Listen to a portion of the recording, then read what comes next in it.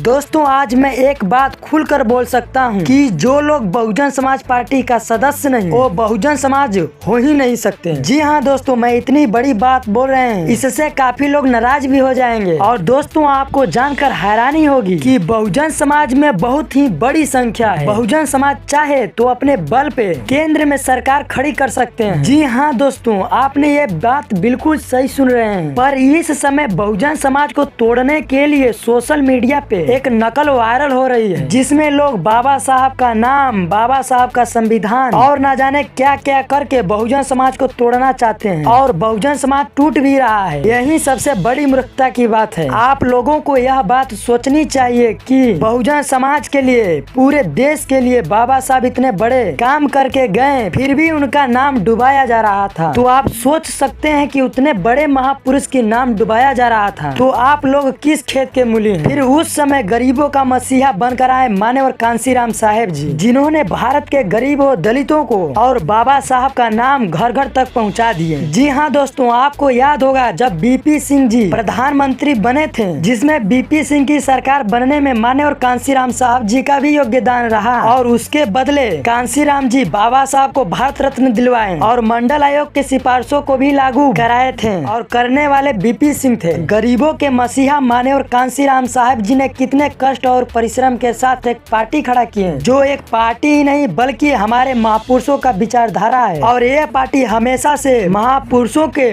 मान सम्मान और स्वाभिमान पे कभी भी समझौता नहीं करती। और उस समय माननीय कांशीराम साहब जी ने नाता रिश्ता तोड़कर पार्टी का मूवमेंट बहन कुमारी मायावती जी के कंधे पर रख दी और माननीय कांशीराम साहब जी को मायावती पर पूर्ण विश्वास था कि मायावती जी इस मिशन को, इस विचारधारा को आगे बढ़ाने का काम करेंगी। और बहन जी ने वैसा कर भी दी और आगे कर भी रही हैं। पर बहुजन समाज नकलवादियों पे ज्यादा झुकाव कर रहे हैं, जो आज कहे हैं कुछ और कल करेंगे कुछ और, उसी पे बहुजन समाज ज्यादातर भरोसा कर रहे हैं। और बहुजन समाज को यह बात सोचनी चाहिए कि जब भी चुनाव होता है तब बहुजन समाज पार्टी का नाम हमेशा से डुबाया जा रहा है ताकि वे पार्टी सत्ता में ना आ जाए। मायावती जी जो भी कार्य करती हैं उसको विपरीत में दिखाया जाता है ताकि बहुजन समाज पार्टी टूट जाए। और आपको जानकर हैरानी होगी कि मायावती जी ने जिनको पार्टी से निकाली है उनके पीछे कुछ बड़ी ही कारण होती है, जो मीडिया वाले यह नहीं दिखाते हैं, बल्कि वो तो यह बात कहते हैं कि मायावती जी दिग्गज नेता को निकाल रही हैं और ऐसे निकालते रहेंगी तो पार्टी टूट जाएगी। और यही बात बहुजन समाज में बैठ जाती है। कुछ दिन पहले हवा उड़ रही थी कि मायावती जी ने आकाश आनंद जी को उत्तराधिकारी बनाई है। इससे मायावती जी को पूरा बहुजन समाज बौखला कर ये कहते हुए नहीं थक रहे थे कि मायावती जी परिवारवाद कर रही हैं। और आपको सोचना चाहिए कि जो बाबा साहब के विरोधी हैं, माननीय कांशीराम साहब के विरोधी हैं, वो लोगों को यह बात सुनकर बहुत ही खुशी होती है कि मायावती अपने समाज को बहुत ही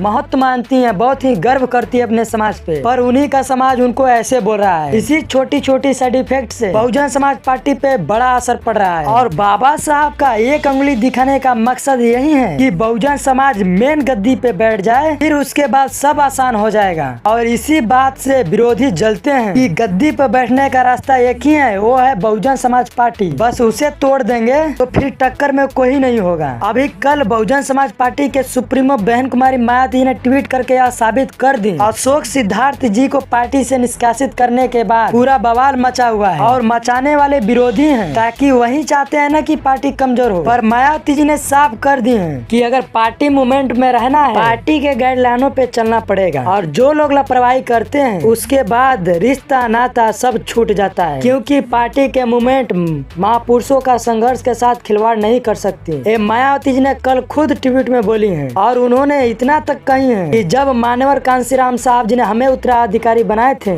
उसी दिन से आखिरी सांस तक बहुजन समाज के हित में काम करूंगी, यह ठान लिया था। और आज भी बहन जी कहती हैं अंतिम सांस तक माननीय कांशीराम साहब जी की उत्तराधिकारी होने के नाते पार्टी के मूवमेंट के साथ और महापुरुषों के मान सम्मान स्वाभिमान पे कभी भी समझौता नहीं करूंगी। कहने को तो बहुत कुछ है पर वीडियो लंबी हो रही है, इसलिए मिलेंगे अगली वीडियो में। तब तक के लिए जय भीम, जय भारत, जय संविधान, जय मूल निवासी, नमो बुद्धाय।